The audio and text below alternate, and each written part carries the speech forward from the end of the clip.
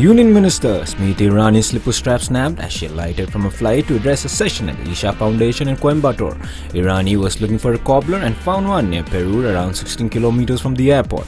Irani, along with Tamil Nadu BJP General Secretary, got off the vehicle and she handed over the slipper to the cobbler and sat on a stool.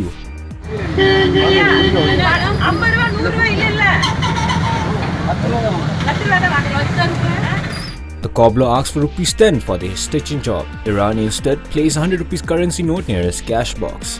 Change vada, change not needed, she repeated.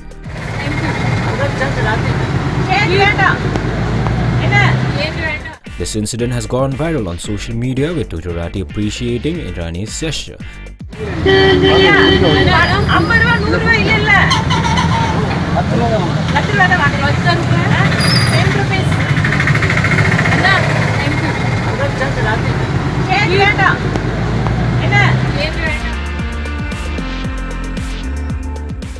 Newzstreet Media Desk.